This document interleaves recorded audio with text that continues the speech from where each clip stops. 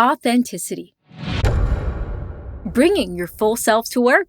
We speak about its importance all the time, but how often do we really feel like we could do it?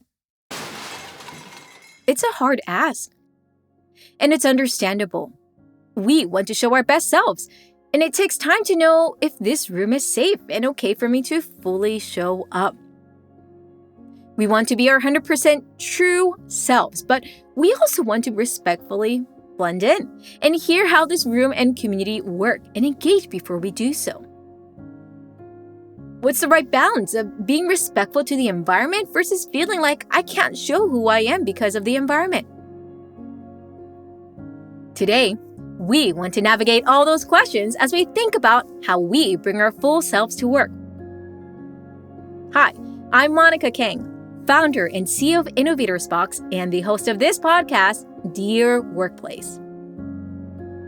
I always felt like I was choosing. And in my mind, it was always, who am I going to disappoint today, right? And I know that's such a glass half empty way of thinking about it, but that's how I lived for quite some time. And I think when I was an entrepreneur, I realized actually you have choices and you can create opportunity in most cases. Not everyone can do that, but when you're privileged to do so, I encourage people to take advantage of that. I think that, for me, I was coming from a place of no. And the most important thing at that job is that I was saying no to what I wanted. And now being in a space where I think that everything is possible for me doesn't mean that it's going to be easy. It's definitely not. As someone who navigated multiple industries in her career, this is a question I often wondered. Even among friends, it takes time to really get to know who they are. We build better trust and understanding of one another through more time and experiences together. And honestly, half of the time, we're also learning how to understand ourselves better too. I'm eager for today's topic because at Innovators Box, we provide lots of training, consultation, and coaching to build a happy creative culture. I asked myself, how can I balance how much I show up authentically as myself, and how can I shape a team that feels like they can bring their full selves? The truth is, this is not an overnight journey. Even if one leader is caring, every individual is engaging with multiple stakeholders, and our experience at work is shaped from all those experiences. Sometimes, we are in offices where we don't have supportive leaders or system that empower us. Do we then simply leave, or is there something we could do about it? What are your thoughts? Yeah, no, oh my gosh, it's such a great, I love that question. I'm going to go back a little bit further. Meet Mike Cantor in North Carolina. He is the former Senior Associate Dean Students and Academic Operations at Georgetown University School of Continuing Studies. We had the opportunity to work together briefly when he invited me to keynote speak at one of the Georgetown's Career Service Day a few years ago. I was inspired even back then by the deep care he had for students and how he took the time to listen and connect the dots. He's been at Georgetown for over a decade and has now transitioned. He shares a bit more about why he wished he could do more, even while he loved his work. Something I feel many may resonate when we think about all of our different identities when we come to work. Can I share all of who I really am? Many people had a very dysfunctional upbringing, to put it very politely. And I think that, I am a proud gay man and, coming from a small town, it's a cliched story for a reason, right? I was really taught to be pushed into a box instead of blowing the box up. And for me, I think that over the course of my life, and I think where I am now, a lot of things that I did were sometimes driven with this shame, right? And everyone talks about the creativity and kind of finding your voice, but there is a dark underbelly to that too. It's that finding that bravery and kind of removing the shame of being your authentic self.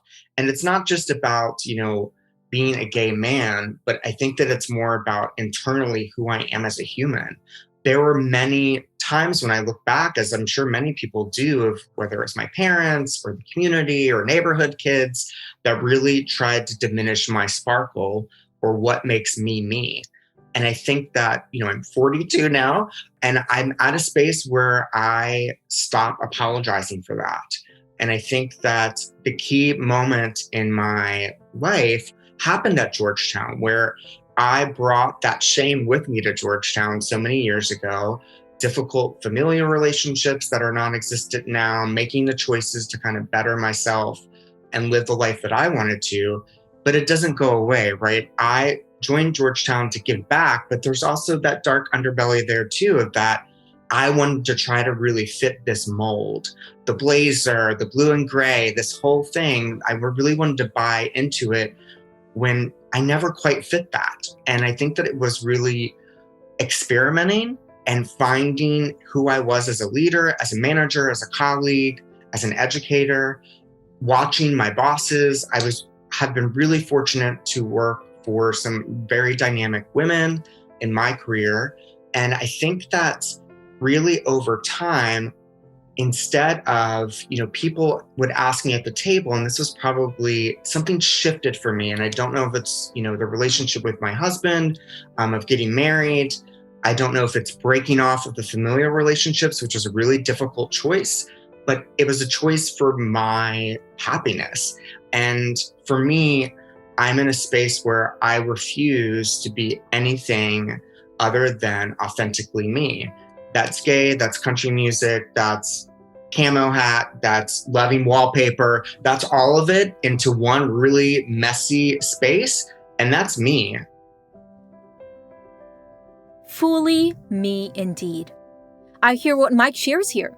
As a Korean American who worked in nuclear weapon security and now in innovation and people development, I'm constantly one of the few. And at the beginning, it felt a bit tough to balance how much of who I am would I share with who. Even if you have supportive colleagues and managers, it takes a whole level of courage, self-awareness, and intentionality to show up fully as our full selves as a human being. Yes, not everyone may always see you or appreciate you for who you are, and to be okay with that takes intentionality. When I started to bring that into the workplace, there are hits or misses, right? I'm bringing who I am into a more traditional space. It took some adjustments for me and to kind of gain my sea legs. And I think that for me, I remember that there was a colleague that questioned me after a meeting. In my life, as you know, like I was in nonstop meetings, whether it was meeting with students or other things. So it was just before death by Zoom was a thing, it was in person. And I remember a colleague, and this was really early on, asked me to stay behind in a meeting and said to me, "I can't believe what you did." And I thought, "What are you talking about?" They were like, "You openly talked about your husband. You openly talked about that you come from a family that is filled with convicts, that, growing up, and it was a meeting about administration and those kinds of things, where it was a space where I was bringing it up that, I grew up going to penitentiaries for holidays. This was a part of my truth." And I remember him looking at me, and that's when he came out and said, "I didn't realize that I could do that," or "I didn't realize that maybe something wasn't clicking for me." And I said, "Things didn't always click for me, and it's still rough. You're going to have people at the table that are not going to accept you. But it's actually the people that matter are those that need to hear that voice, and that nothing about my background, nothing that I've experienced, it's not a sob story. It's just my authentic truth. I'm not asking for the I'm sorries. I'm not asking for the full understanding. I speak my truth because I have to, because it's in my heart and it's in my mind. And it's also to hopefully empower other people to be authentically real and take the risk. And if that workplace can't handle it, then you need to find a new one. I was fortunate enough that my workplace was able to do that. I think they appreciated, hopefully, if they're listening, appreciated who I was, high energy in your face about every aspect of my life. Personal, professional, it's all like one big modern painting, right? A big messy splotches of color, beauty, and pain, all of it together. Speak your truth for the people that matter. Wow, thank you, Mike, for your vulnerability, courage, and speaking your truth. This means a lot. How often have we hesitated to share a glimpse of who we really are when we are at work, social settings, or any setting in fear of how others may judge or see us as? This is one of the reasons why I feel the great resignation period we are experiencing in the midst of the pandemic is so timely. Many people are raising this question. Is this really a workplace where I could speak my truth and be my authentic self? Even if my supervisor says they support me or the company says they value me, do I really feel like I do have that support? I've gone through my journey as well. Would they think I'm too young? Would they think I'm not competent? Would they think that I'm overcompetent? There are so many questions I used to run through my head when I would show up, knowing that I'm one of the few or only one. One of the few females. The only Asian. The youngest. And one of the few who formerly was not from government, science, military, or nuclear background.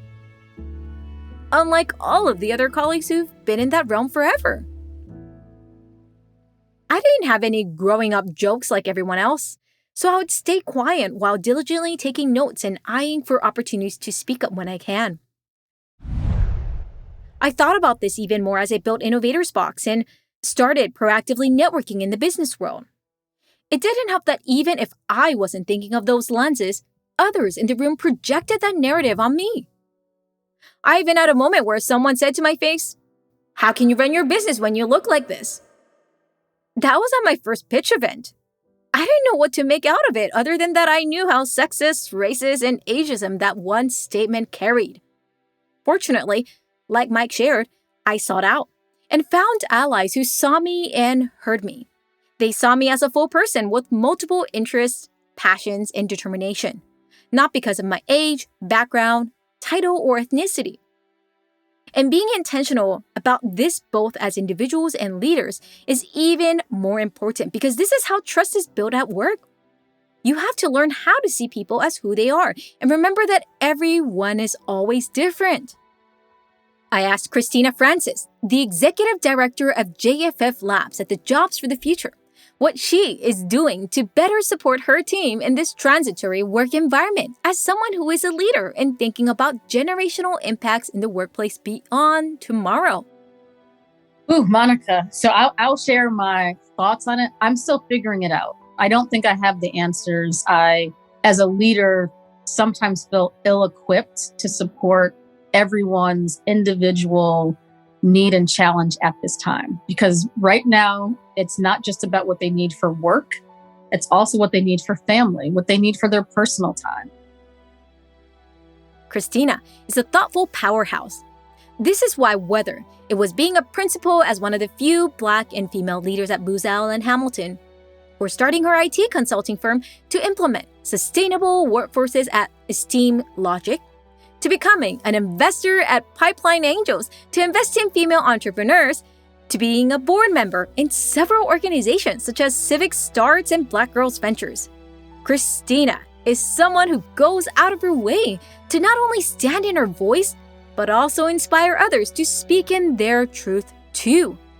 The quote she has on her LinkedIn profile really represents how she lives and serves at work and in life.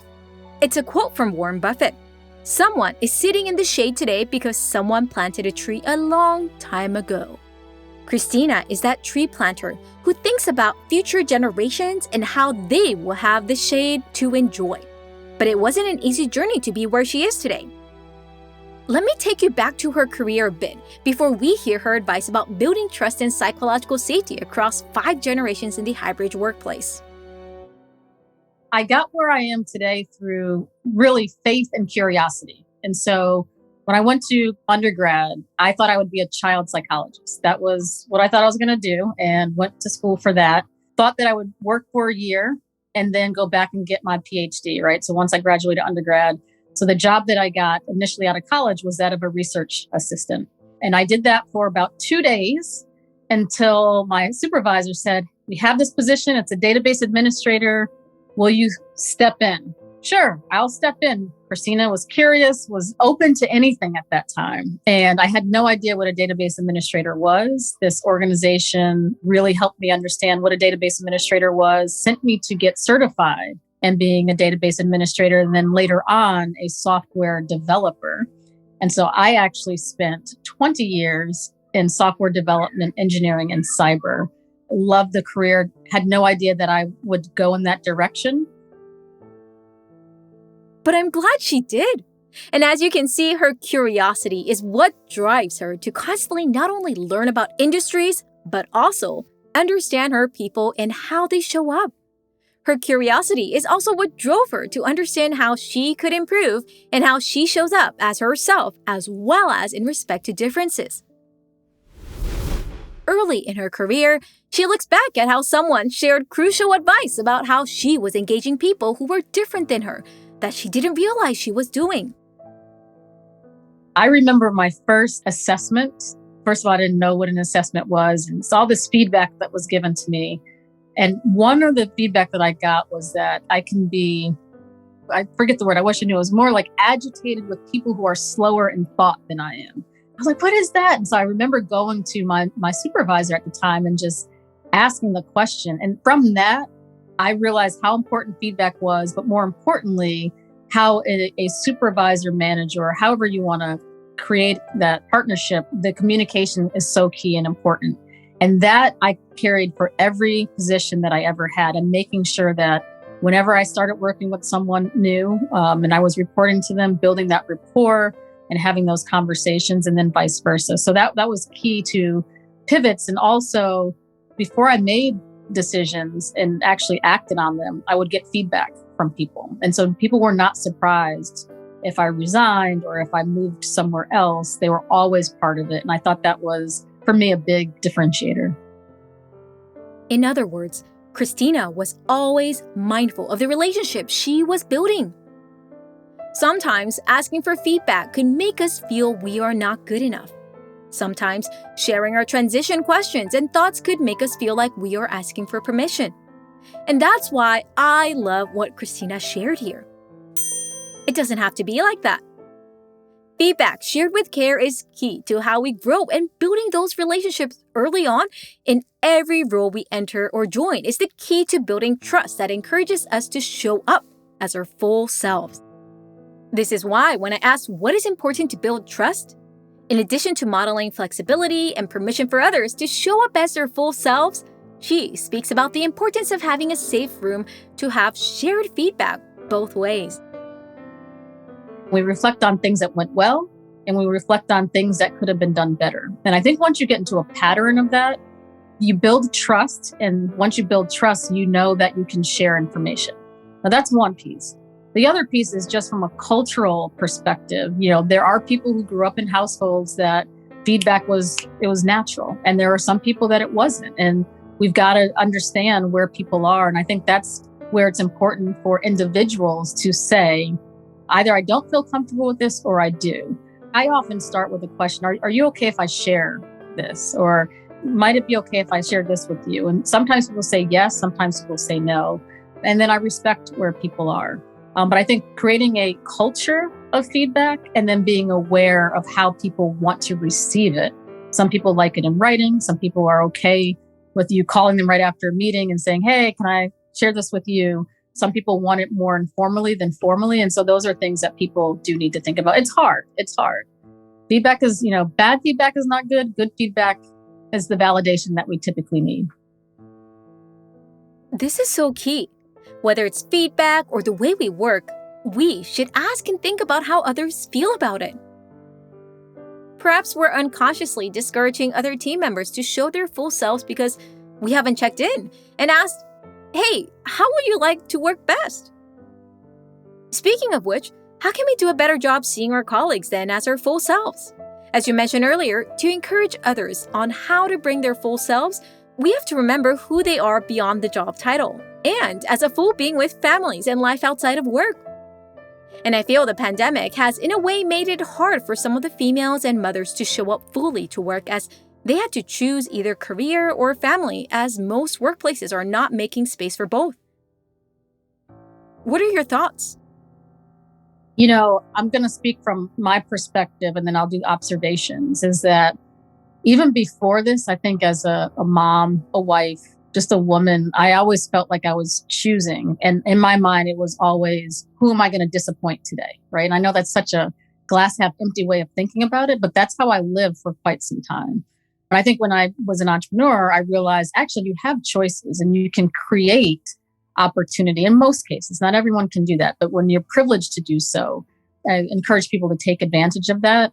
Part of that is asking and telling the people that you're working with what you need. I think some people assume that rules are written down and you can't change that. And I would say right now is the best time if you love what you're doing, where you're working, but something's not quite right. First, have that conversation. What I've noticed as a parent over COVID, I have two kids, 14 and 13, and it was really interesting to get to know them as kids. Because what we do is we drop them off at school or they walk to school, and then we don't see them until later in the day. And then we're rushing them to soccer and gymnastics and lacrosse and all of these things. And then we may have dinner rushed and they go to bed. It was really interesting to see them in their downtime, how they're learning and how they're responding to their teachers online, to hear the questions that they're asking during the day, because they're not talking to their friends, they're talking to us, which was really interesting. And I gained an appreciation for my kids as people. And I've shared this before. My daughter had a really hard time at the beginning of COVID. And she was 12 at the time, turning 13. We had to cancel her 13th birthday. Well, not her birthday, but celebrating with her friends. And then she struggled initially in the beginning with being in remote class. And we learned that she was a very social learner. And so once we figured out what she needed, we allowed her to FaceTime her friends while being on camera in school.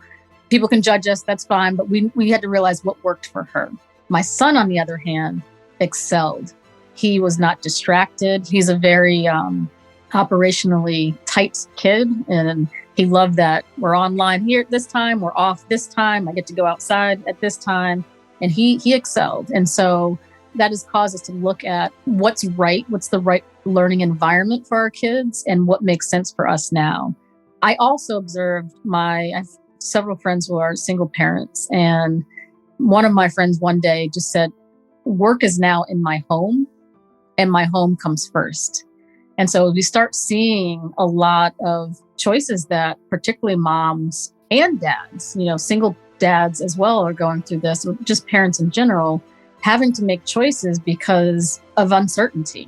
And the first job of a parent is to protect your child and make sure that your child is okay. And so we've got to alter and be mindful of laws and rules and regulations and flexibility that we're given.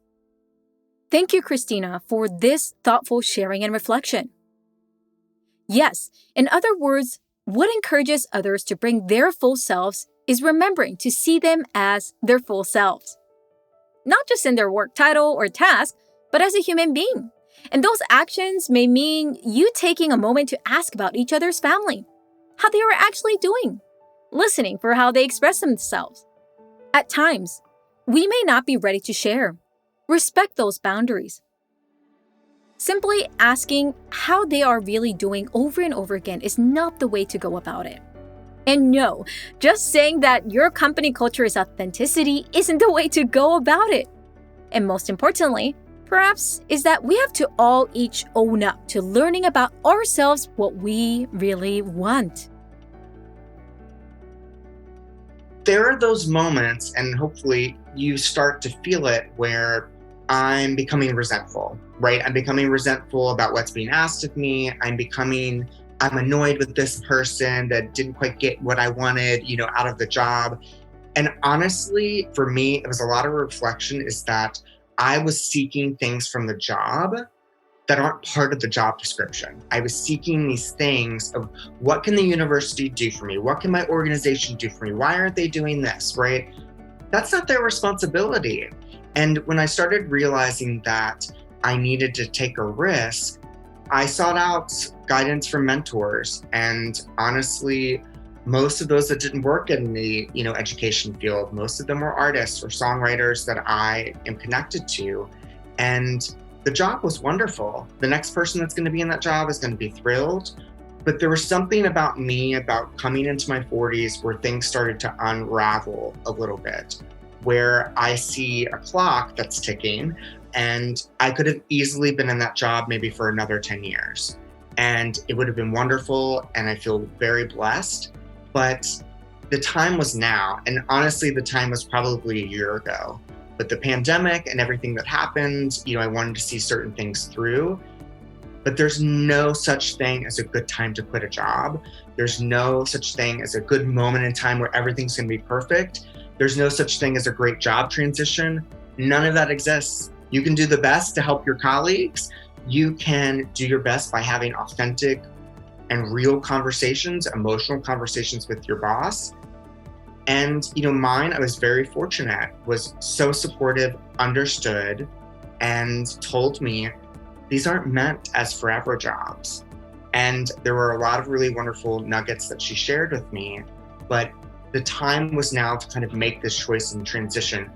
And for once in my life, without a full-blown plan, I needed to quit to allow myself the space to unravel, to have the dark moments where I'm like, oh my gosh, I just ruined my career. What in the world did I do? Oh my gosh, you're such an idiot. Why are you doing this?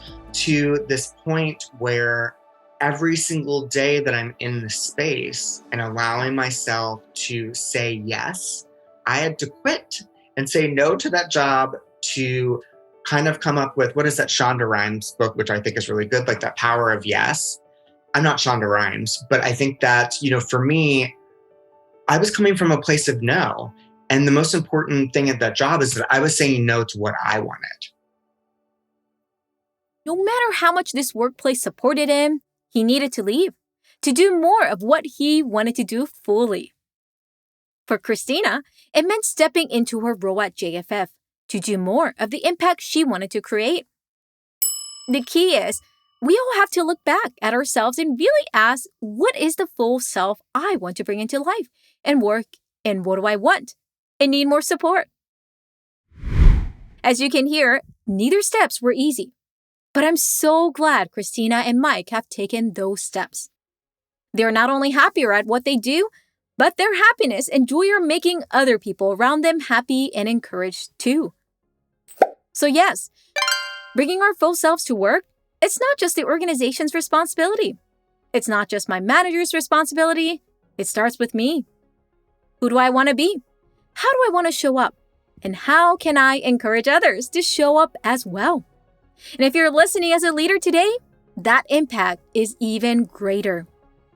You never know who will step out of that meeting and say, hey, I can't believe you said that. I didn't know I could do that too. Thank you so much again for joining us at Dear Workplace. I hope you enjoyed today's episode. This is your host, Monica Kang, founder and CEO of Innovators Box. Thank you, Christina and Mike, for sharing your story and wisdom with us today. Please take a moment to follow and learn more about their journey. I put the links in the show notes. Next week, I'm eager to dive deeper into how indeed can we stay connected and build trust when everything is online still. Yes, still. Now that it's been 2 years, we're raising new questions, and I wonder, what are some questions we should be asking and diving deeper into as we think about connectivity and trust? Curious to learn more? Join us next week at Dear Workplace. Send any questions at info@innovatorsbox.com or dearworkplace.com. And don't forget to subscribe. Have a great week, and I'll see you soon again. Hi, I'm Kelly, a creative intern at Innovators Box, and I hope you're enjoying Dear Workplace. Right now, I'm finishing up my last semester at Berklee College of Music, and I'm so excited to live out this season's lessons in my impending music business journey. Wish me luck! This show is brought together by our awesome team, Sam Lemmert on audio engineering and editing, me on marketing, Akriti Pandey on website, Monica Escobar on branding, Leah Orsini on social media graphics, Sarah Piandelita and Flor on project assistance, and Luke Helder on music. And of course, Dear Workplace is hosted and directed by Monica King, founder and CEO of Innovators Box. To continue the conversation of reimagining the workplace, visit us at innovatorsbox.com. Also, Don't forget to subscribe, leave a review, and share. We would love to hear what you enjoy and what I can convince Monica to talk about in our next episodes. See you next week.